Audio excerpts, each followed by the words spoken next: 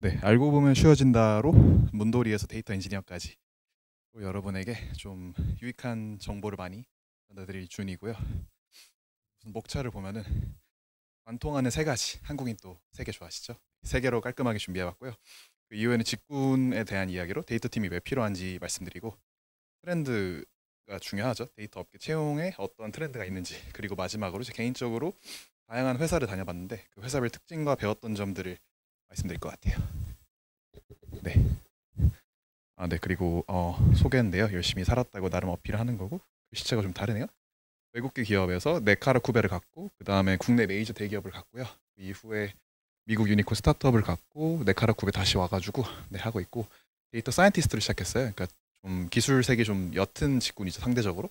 지금은 좀 다르긴 한데, 그 이후에는 딥러닝 엔지니어를 했고, 조금 더 연구를 하고 좀 더 딥한 걸 하고 싶어가지고 해봤고요. 그 다음에 취업 사기를 당해서 딥러닝 엔지니어에서 데이터 엔지니어가 됐고, 그 이유는 데이터 엔지니어로 계속 지내고 있습니다.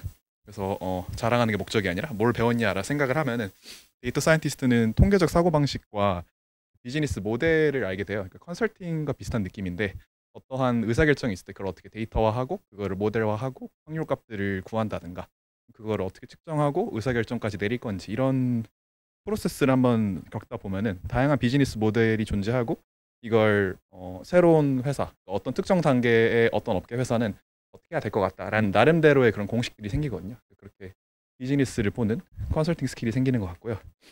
그리고 딥러닝 엔지니어는 아무래도 엄청 깊고 한 분야를 파고, 요즘같이 LLM이 있었던 시대가 아니라 가지고 그 당시에는 모델을 만드는 게 유의미한 연구였어요. 그 데이터 엔지니어는 연구를 하다 보면은 여러분이 서빙 레벨이나 실제 결과값만 보지, 이게 실제로 어떻게 나가고, 그리고 어떠한 데이터가 소스가 돼서 학습이 되고, 이런 프로세스들을 잘 모르게 되거든요. 그런 것들은 데이터 엔지니어를 하시면서 많이 배울 수 있고, 그 이후로 그게 재밌어가지고 스타트업을 갔더니, 이제 대기업 갔다가 스타트업 가니까 완전 황무지인 거죠. 아무것도 없고 당연히 있어야 될 것 같은 것들이 존재하지 않고, 그러니까 완전 제로 베이스에서 제로 투 히어로라고 썼는데 만드는 경험들을 배웠고, 지금은 네카라쿠베 회사에서 대규모 실시간 데이터 서비스를 하고 있고, 하루에 한 6억 명 정도 되는 글로벌 고객들이 들어오는 그런 데이터를 잘 처리하고 마케팅까지 이어지게 되는 그런 데이터 서비스를 하고 있습니다. 그렇고요. 네, 제 소개는 짧게 한다 그랬는데 길었고 세 가지를 말씀드리려고 하는데, 이 부분이 아마 취준생분들이 많으실 것 같은데 제일 중요하실 것 같아요. 그래서 세 가지인데 시체가 많이 다르네요. 1, 2, 3이 보이시죠? 첫 번째가 가치관의 일치고, 두 번째가 비즈니스 마인드셋이고, 세 번째가 데이터 전문성, 이렇게 뽑아봤어요. 이 하나가 무엇인지는 하나씩 설명드려볼게요. 가치관의 일치인데요. 이게 슬라이드 바뀐 게 조금 반영이 안 됐는데, 스타기법이라고 혹시 들어보신 분도 있고 처음 들어보시는 분도 계실 거예요. 근데 이게 뭐냐면은 S가 situation, T가 task, action, result인데, 어떤 상황에서 주어진 태스크가 무엇이었고 거기에 취한 액션은 어떠한 것이었으며 나온 리절트는 어떤 것이다, 이렇게 말을 하는 거죠. 어떤 상황에서 주어진 과제가 무엇이었고 이에 어떤 행동을 취했고 결과를 얻었는지, 이 결과가 꼭 성공이 필요이지 않아요. 왜냐하면은 여러분은 대부분 그 주니어로 들어가면은 당연히 뭐 성공 경험이 엄청 많지 않거나 뭐 업계에 준하는 경험을 요구하진 않거든요. 그러니까 실질적으로 그걸로써 무엇을 배웠는지 또는 어떤 애티튜드를 얻었는지가 더 중요한 것 같고요. 이게 왜 중요하냐면은 결국에 여러분이 자소서든 면접이든 볼 때 이것만 기억하시면 되거든요. 그러니까 회사의 방향이 나의 방향과 동일한지와,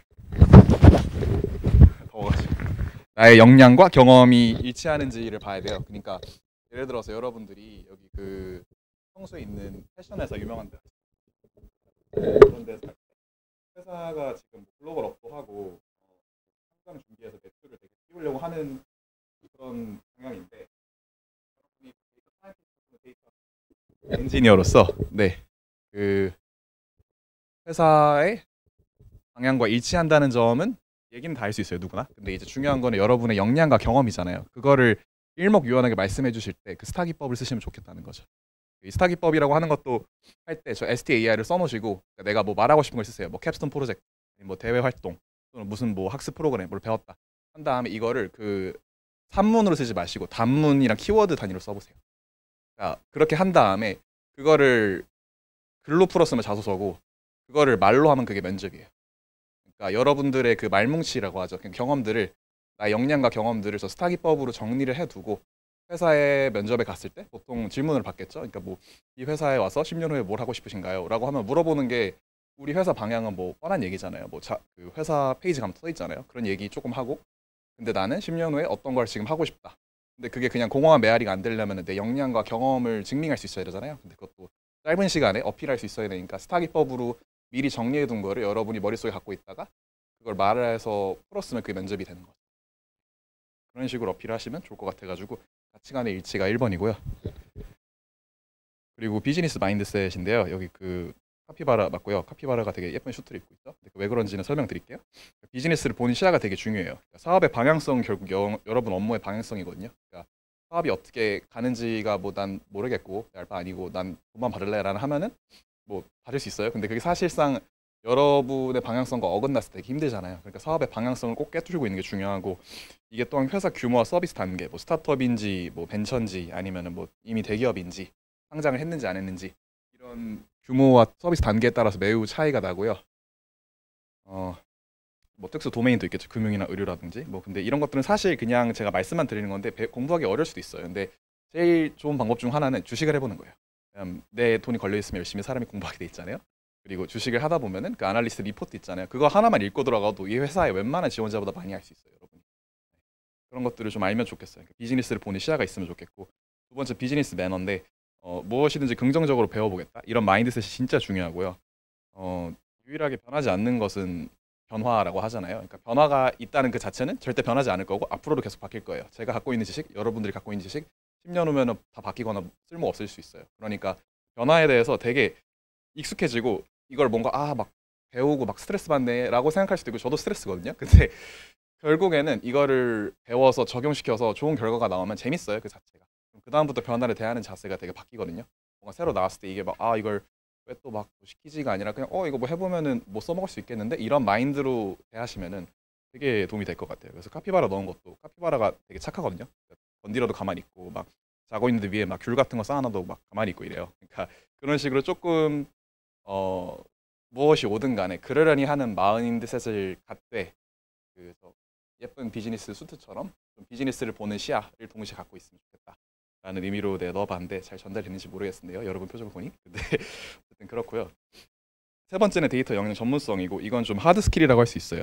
그러니까 왜 이 직군을 선택했는지를 말씀해 주셔야 되고 여기서는 사고방식과 문제 정의 능력이 어필해요. 그러니까 여러분이 사실 그 요즘에 LLM도 많고 챗GPT 아시죠? 제미나이 많이 쓰잖아요. 이런 것들을 할 때 아는 거 중요한 것보다 뭐가 어디 있는지랑 그리고 그 문제를 어떻게 분해할지 이 두 가지가 더 중요하거든요. 문제가 왔을 때 이게 되게 두루뭉실할 거예요. 뭐 회사 가면 상사가 막 툭 던지기도 할 거 이럴 거예요. 그러면은 내가 부하 직원으로서의 임무는 이 상사가 대충 뭘 원하는지 알 것 같은데 그게 구체화됐을 때 요거인가요? 라고 제안을 해줄 수 있어야 되잖아요. 그러니까 여러분의 사고방식과 문제 정의 이 문제 정의한 게 맞나요? 라고 얘기를 하고 그거에 대한 해결책 같은 것들을 좀 뭐 1, 2, 3 줘가지고 비교할 수 있게 해준다든가 이런 게 최적의 어찌 보면 전문성이자 하드 스킬이거든요. 그러니까 막 여러분들이 무슨 그러니까 저도 비전공자였으니까 아무래도 기술색이 옅으니까 좀 걱정이 되시는 게 많을 거예요. 근데 솔직히 말해서 여러분이 진짜 막 엄청 뭐 백엔드 어디 무슨 뭐 자바 무슨 엔지니어 이런 게 되고 싶어서 그거를 위해서 올인하면은 되는데 그 외적인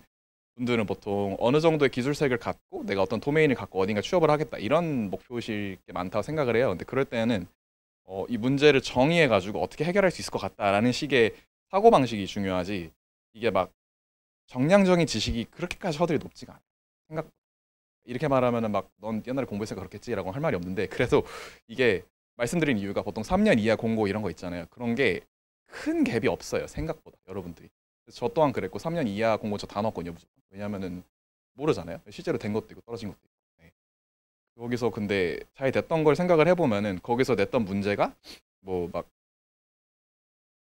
가상의 문제를 줬을 때 내가 이렇게 해결할 것 같다라고 얘기를 했을 때 그게 유효하니까 좀 예쁘게 봐줬던 곳도 있고 그런 게 아닌가라고 생각을 해서 네, 말이 좀 샜는데 하드 스킬이 중요하지만 결국에는 사고방식과 문제 정의를 하는 게 되게 중요하다 라는 얘기를 드리고 싶고요. 그럼 내가 엔지니어링을 하고 싶다 뭐 소프트 엔지니어든 데이터 엔지니어를 하고 싶다라고 했을 때 중요한 거는 목표로 키워드를 뽑으면 안정성, 확장성, 신뢰성이 될 것 같아요. 그러니까 안정적인 코드를 짜야 되고 이 시스템이 제대로 굴러가야 되죠. 근데 동시에 새로운 기능이 추가가 되고 뭔가 업데이트 됐을 때 확장 가능한 구조여야 돼요.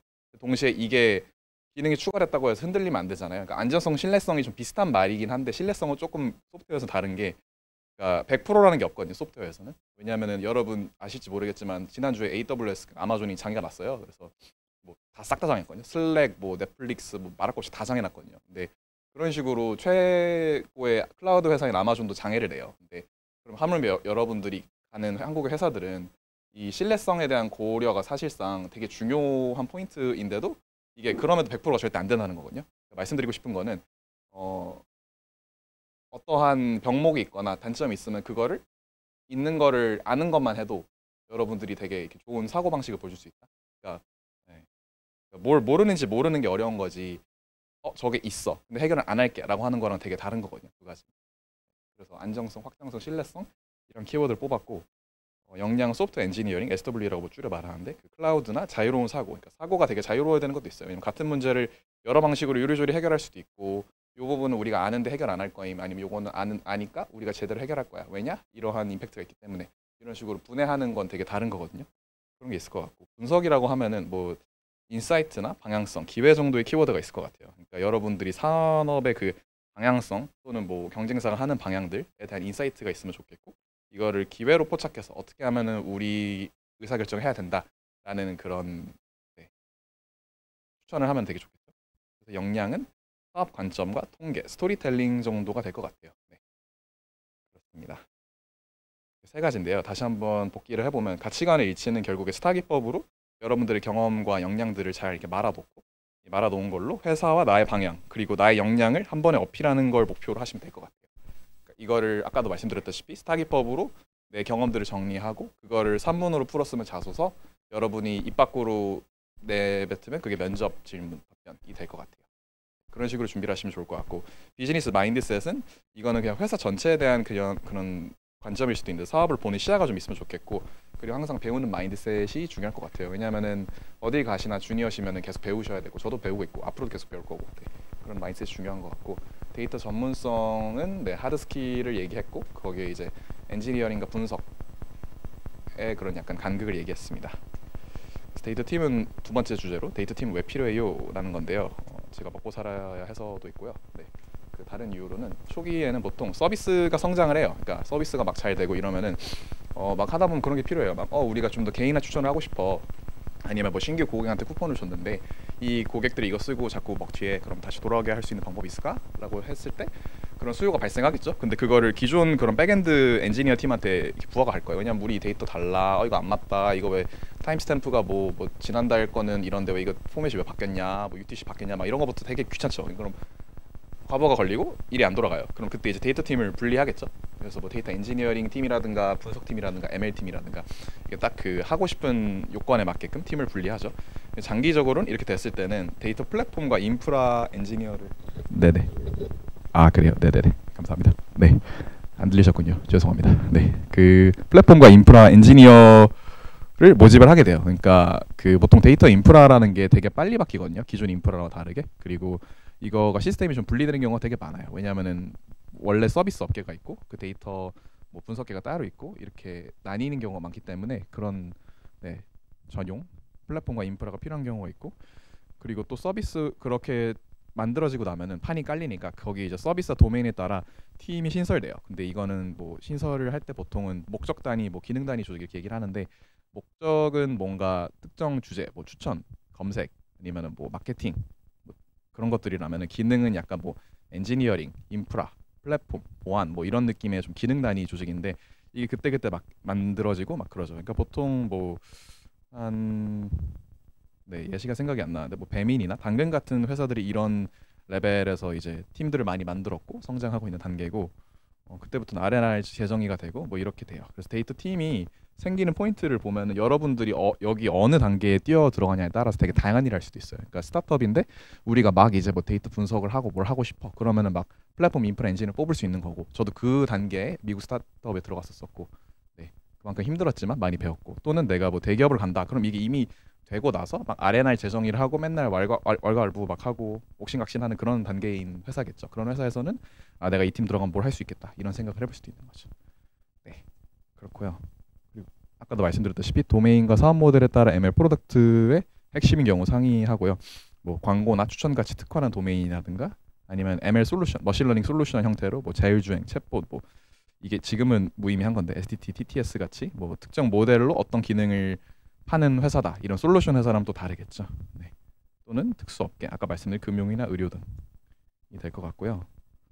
주제가 확확 바뀌죠. 네, 그 제가 다양한 얘기를 하다 보니까 네 단원마다 좀 달라지는 것 같은데 데이터 업계 채용 경향성을 좀 말씀드리면은 우선은 프로젝트 분석 역량 강화가 되게 된 것 같아요. 그러니까 사용자의 행동을 깊이 이해를 하고 이게 실질적으로 서비스 성장까지 이어지는 분석가가 필요해요. 그러니까 뭐가 있다더라 막 하면은 그 결국에는 그게 어떻게 회사에 도움이 되는데 프로덕트에 도움이 되는데라는 게 정량화되지 않으면 조금 수요가 부족해져요.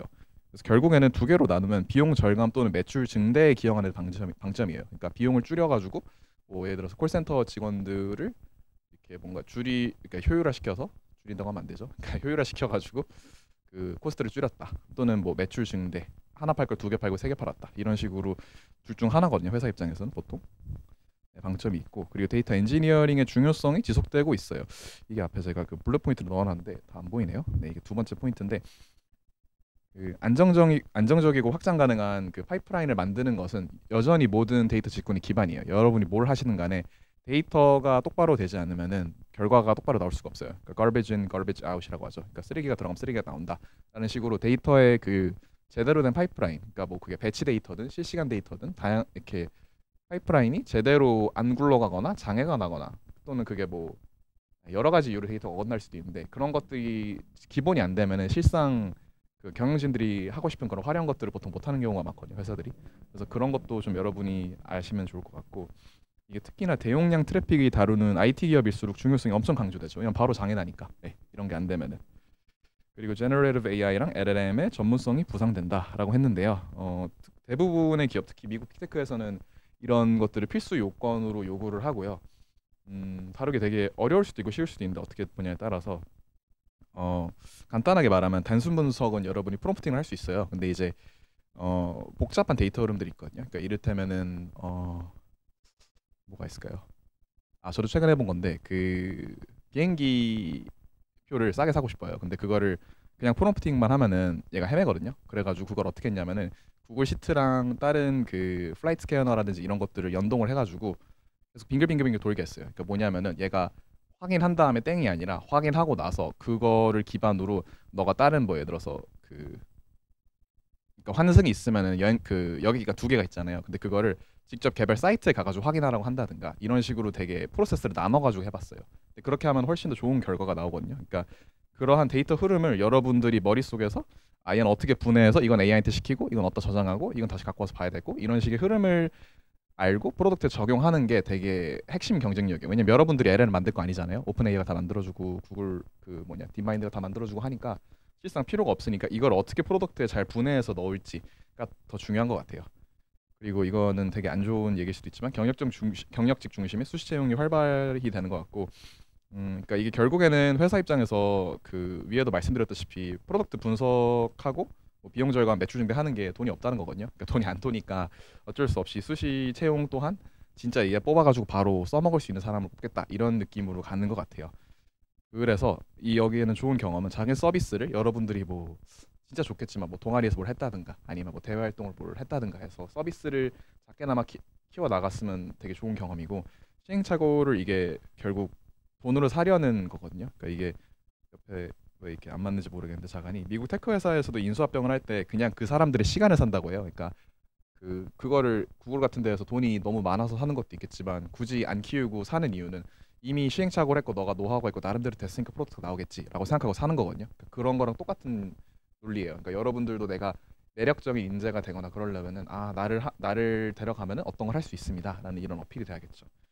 그래서 되게 안 좋은 그러니까 힘든 얘기일 수도 있어 가지고 제가 어떻게 하면 이걸 여러분들이 좀 가져갈 수 있을까, 좀 배워갈 수 있을까라고 생각했을 때 프로덕트 분석은 가고픈 회사의 프로덕트를 분석하고 제안해 보면 좋겠어요. 이거는 많이들 해보실 건데 뭐 회사에 이력서를 많이 쓴다고 힘들면은 챗GPT랑 같이 해도 되잖아요. 그러니까 열심히 그렇게 써보시고 제안을 해보면 되게 재밌을 것 같고 그러니까 비용 절감 또는 매출 증대에 있어서 데이터 엔지니어링은 결국에는 그 데이터를 설계해봐야 되는데 설계를 하려면은 머릿속에 멘탈 모델이 있어야 돼요. 그러니까 이 데이터를 예를 들어서 뭐가 있을까요? 뭐 배민이나 쿠팡이츠 같은 배달회사라고 하면은 내가 그 가게 리스트를 봐서 상품을 장바구니에 담고 장바구니에 있는 게 주문이 되고 주문은 결제를 하고 하면은 이게 딱딱딱 그 다른 도메인이 있잖아요. 뭐 장바구니, 가게, 주문, 결제 이렇게 갈 때 그 모델들이 어떻게 만들어질지 나름대로 설계를 해보는 거예요. 네. 제가 말하는 게 되게 복잡하잖아요. 그럼 이거 다 챗GPT 시키세요. 시킨 다음에 좀 그렇게 배우면서 해도 되게 빨리 네, 학습할 수 있거든요. 그러니까 감이 안 오는 거 우선 물어보고 그런 다음에 여러분들이 공부를 해보고 이상한 거 있으면 하나하나 공부해보고 그런 식으로 가보셨으면 좋겠어요. 그럼 빠르게 배울 수 있거든요. 그래서 결국 그게 하는 게 서비스에서 데이터가 어떻게 나오고 그걸 바탕으로 의사결정을 어떻게 할지라는 그런 흐름을 한번 머릿속에 돌려보시라라는 말이고요.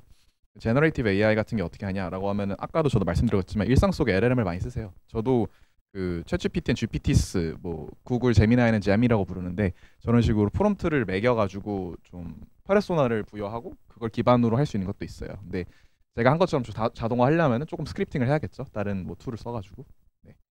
많이 써보시면 좋을 것 같고 그리고 경력직 수시 이거는 좀 뾰족한 답이 없긴 한데 슈퍼루키라 그래가지고 이제 여러분들이 그 경험이 좀 있는 신입 같은 마인드셋으로 무엇보다 왜 그걸 해야 되는지를 강조를 하면 좋을 것 같아요. 그러니까 사실 아까도 말씀드렸지만 아는 것보다 무엇이 어디 있는지 아는 게 중요하거든요. 그러니까 나를 그러니까 내가 회사에 들어간다면은 이런 경험들을 했는데 그걸 기반으로 어떠한 어필을 할 수 있을 것 같다. 그게 또한 이제 1번의 그 프로덕트를 분석하고 제안했다면은 더 신뢰성이 있겠죠.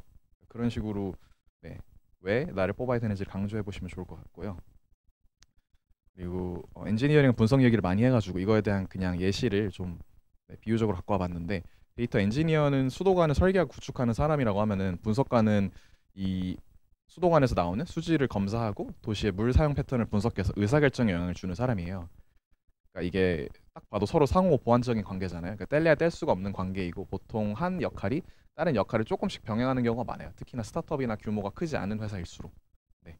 그렇기 때문에 이걸 딱 이분법적으로 뭐 해야겠다 이게 아니라 그냥 내가 어떤 프로젝트를 할 때 있어서 필요한 게 있으면 다 배워보고 그 다음에 생각해도 늦지 않아요. 그리고 또 회사에 들어가서 저도 그렇지만 취업 사기를 당할 수도 있거든요. 직군이 바뀌거나 아니면 좀 애매하게 겹치거나 이런 경우도 많아요. 하다 보면 그럼 하다 보면은 내가 이거 별로 안 좋아하는 줄 알았는데 재밌네 이런 경우도 많고 내가 재밌을 줄 알았는데 재미없네 이 경우도 되게 많거든요. 그렇기 때문에 네, 둘 다 좀 오픈 마인드로 대하셨으면 좋겠고 그러면 이게 실제로 근데 기업에서 서비스를 개발하고 유지 보수를 할 때는 어떻게 중요시 되냐라고 하면은 우선은 소프트 엔지니어링 스킬이 제일 중요한 것 같아요. 아까 말씀드린 대로 문제를 정의하고 분해하고 어떠한 한계점이 있고 어떠한 장점이 있고 이런 것들을 딱 설계할 수 있는 사람 그리고 비즈니스 관점에서 분석할 수 있어야 돼요. 결국에 내가 이거를 어디선가 회사에서 발표할 때 막 뭐 내 자바 버전이 어떻고 막 이런 소리 안 듣거든요. 그러니까 이게 그래서 뭐 비즈니스 관점에서 어떤 영향력이 있는데 무엇이 안정성이 생기고 이 안정성을 우리가 뭐 잃어버렸던 고객 몇 명이 있었는데 어떤 장애 시간에 이거를 방지할 수 있고 이런 식으로 어필이 돼야겠죠. 네. 그렇고요. 마지막으로 회사별 특징과 배웠던 점을 한번 공유해 드리려고 하는데요. 제가 주제가 휙휙 바뀌는 게 알아요. 제가 쓰고 나서 보니까 저도 깨달았거든요. 근데 궁금한 게 있으면 질문을 이따 해주세요. Q&A 시간 때 나중에. 그리고 회사는 사람만큼 다양하다는 거 말씀드리고 싶고요. 이하 모두 개인 사견이고 장님 코끼리 만지기예요. 그러니까 이 텍스트를 더 작게는 더 크게 해서 좀 민망하긴 한데 하나의 데이터 포인트예요. 제가 드리는 것도 다 사견이고 근데 소신 발언하면 저는 아직 쫄보라서 대기업이 있고요. 네.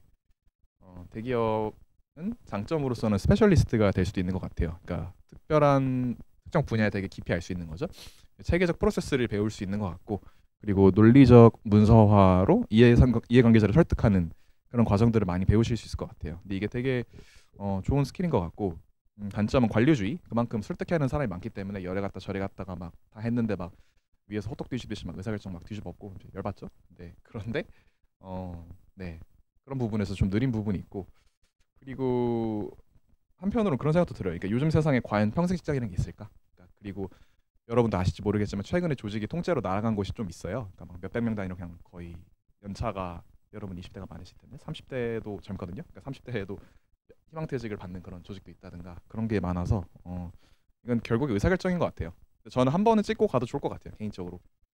스타트업 여기서 말하는 제가 개인적으로 정의하는 건 100억, 매출 100억 또는 100명 이하일 것 같고요. 장점은 제너럴리스트가 될 수 있어요. 그러니까 모든 걸 다 해야 되거든요. 아까 엔지니어링이나 분석이 좀 겹치는 게 많다 그랬잖아요. 그렇기 때문에 가다 보면은 다 하게 돼 있어요. 그러니까 싫든 좋든 하게 돼 있고 그러다 보면 아주 빠르게 실행을 해야 되겠죠. 그러다 보면 학습을 통해 여러분이 엄청나게 성장할 수 있는 걸 보실 수 있고 저 또한 그랬고 그리고 공동의 미션과 유대감이 있는 거를 느끼실 거예요. 왜냐면은 그런 희노애락을 다 같이 겪으니까 그리고 되게 똑똑한 사람도 많고 네, 그런 사람들이 성장하는 환경들이 매력적인 것 같아요. 단점으로는 좀 믿음의 도약이라고 하죠. 그러니까 뭔가 재지 않고 그냥 던져보는 그런 게 필요하고요. 그리고 네. 그리고 리스크와 정면 승부를 해야 되는 그런 네. 좀 용기 있는 모습들이 필요하고 스톡 옵션이라 쓰고 희망 고문이라 쓰는 저런 보상을 받게 되실 거고요. 이게 뭐 케바케긴 하지만 그리고 이게 또한 생각을 해보면 결국 창업자는 내가 될 수 없거든요. 그러니까 저의 개인적인 생각이었지만 이 노력이라면 그냥 차라리 작은 창업을 하면 어떨까? 그냥 내가 다른 회사에서 적당히 시간을 꾸준히 들이면은 나 혼자랑 뭐 주변 몇 명은 먹고 살 만한 걸 할 수 있지 않을까? 이런 마인드가 생각이 들 수도 있고 뭐 사람마다 다른데 그런 게 있고요. 그만큼 이제 스타트업 창업자들은 초기에는 엄청난 리스크를 감수했겠죠. 보다 보면 나름대로 납득이 돼요. 뭐 대학을 중퇴했다든가 아니면 뭐 어마어마한 기회를 버렸다든가 그런 분들이 꽤 있어가지고 납득이 되는데 어쨌든 네. 외국계에서는 그 장점으로서는 위에는 이제 대기업은 스페셜리스트, 스타트업은 제너럴리스트인데 외국계는 그 인디비주얼 컨트리뷰터라고 했는데 개인 기여자예요. 그러니까 내가 개인으로서 어떤 내 갖고 있는 도메인에서 이러한 기여를 했다. 그러니까 네, 그런 기여를 한다는 거 어떤 건지 말씀드릴게요. 업무 문화가 그리고 좀 깔끔한 게 있어요. 외국계는 보통. 왜냐하면은 일은 일, 그 사적인 거 사적인 거 좀 나누는 편이 있거든요. 상대적으로 다 그렇진 않지만. 그리고 아까 계속 말씀드린 그 멘탈 모델들이 확고해요. 그러니까 우리 회사는 이런 식으로 굴러가요. 이런 플라이휠이 있어요. 뭐 아마존에서 맨날 말하는 거 있죠. 그러니까 그 고객들을 조금 모아서 모으면은 판매자들이 모이고 판매자들이 모이면 그렇게 말은 하지 않지만 쥐어 짤 수 있고 쥐어 차면은 물건값이 내려가고 물건값이 내려가면은 고객이 더 오고 빙글빙글 돌릴 수 있다. 이런 식으로 뭐 플라이휠 같은 게 있고 그거에 대해서 그 사내에 그뭐 약간 정신교육 마냥 좀 구현된 체제가 되게 많아요. 그러니까 그런 것들이 좋을 수도 있고 안 좋을 수도 있는데 여러분들의 성향에 따라서 그 기업 문화에 맞다면 너무 좋을 수도 있고 아니면 답답할 수도 있고 그런 거죠. 단점은 한국 지사이기 때문에 업무 자유도랑 영향력이 분명히 한계가 있는 경우가 꽤 많아요. 그리고 여러분들이 개발자나 완전 핵심 IT 인력이 되고 싶다 했을 때 그러한 인력들은 한국에 안 키우거나 본사에만 그런 관련 조직을 둔다든가 하는 경우도 있어요. 그리고 의사결정을 할 때도 본사를 한번 찍고 와야 되니까 좀 그게 불편한 게 있어요. 왜냐하면은 그냥 우리 내부에서 의사결정 끝이 아니라 또 한 명의 그 설득해야 될 집단이 생기는 거죠. 그래서 이거를 키워드로 뽑으면 대기업은 그 조직화와 로열티, 그러니까 충성심인 것 같아요. 그러니까 조직을 만들고 내가 생긴 조직에 위해서 충성심을 보이고 그걸 바탕으로 내 입지와 영향력이 커지고 팀이 뭐 내가 팀장이 되든 뭐 어떤 프로젝트를 맡든 이렇게 되고 스타트업들은 스피드 앤 임팩트인 것 같아요. 말 그대로 진짜 빠르게 움직이고 조직화는 덜 되더라도 어떻게든 돌아가게끔 임팩트를 내는 거죠. 빠르게. 그리고 외국계는 그 efficiency individual 아까도 말씀드렸지만 효율적이고 개인주의적인 문화일 수도 있지만 뭔가 내가 딱 갖고 있는 도메인과 거기에서 어떠한 영향력을 이렇게 좀 냈다라는 것들을 좀 어필을 해야 되는 그런 부분이 좀 있는 것 같아요. 네. 그렇고요.